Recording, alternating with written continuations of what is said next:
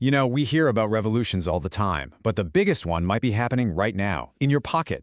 We're talking about a huge, global move away from plastic cards and paper documents to a future where your smartphone is your ID.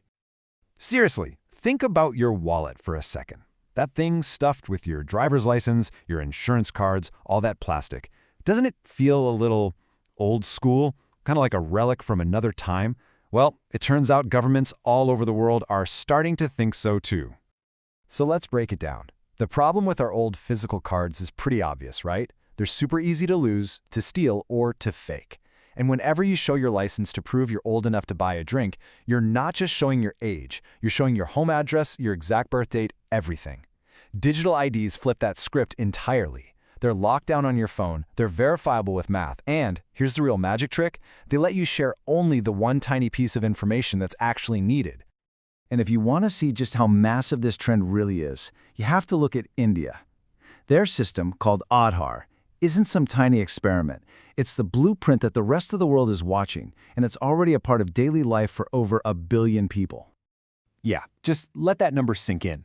1.38 billion people. This isn't a forecast or some future prediction.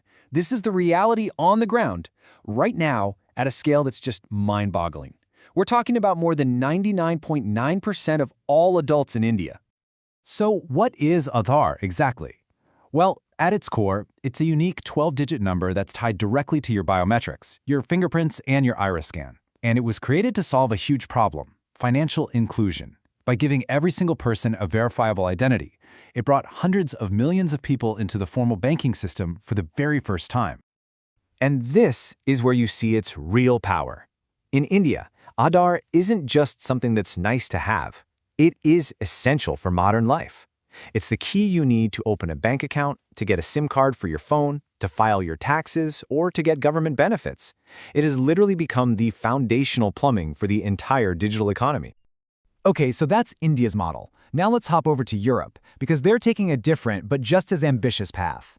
The EU is building its own digital identity wallet, but with a laser focus on privacy and user control from day one.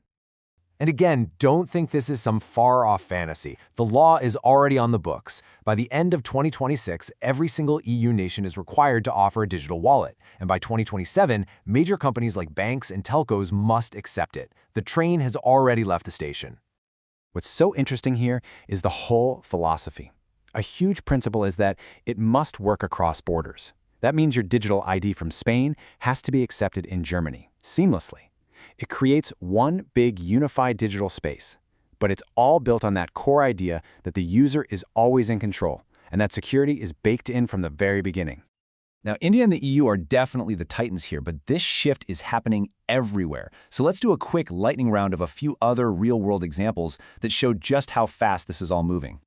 Take the UK, for instance. They're phasing out physical immigration documents completely in favor of a digital e-visa.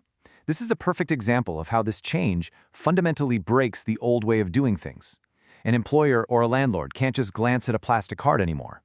Now, they have to plug into a government digital system to verify a person's right to work or rent.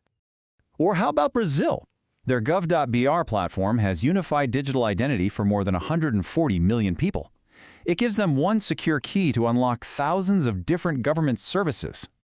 And these systems are changing everyday stuff. That platform in Brazil, it lets you board a plane at some airports using just your face. No ticket, no ID. And they're not alone. The Philippines is rolling out its national PhilSys ID to do similar things.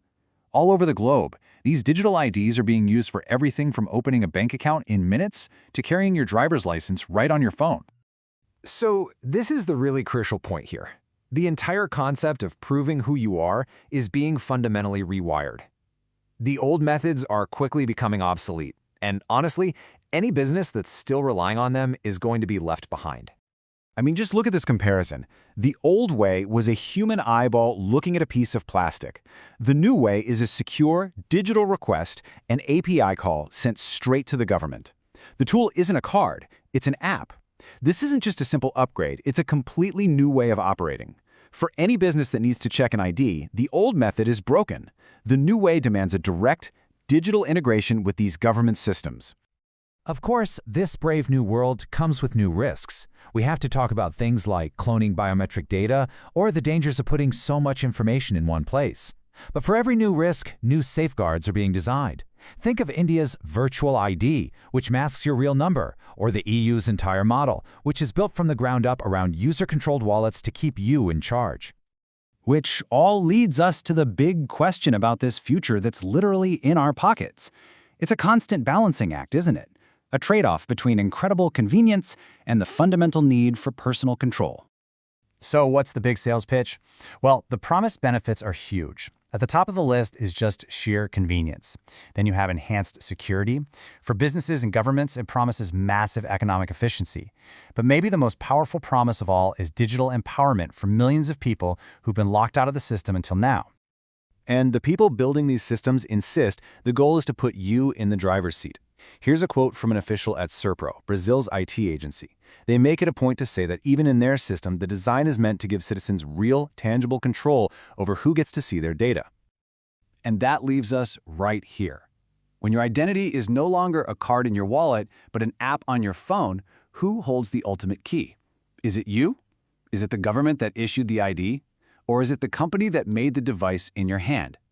That's the question we all need to start asking ourselves.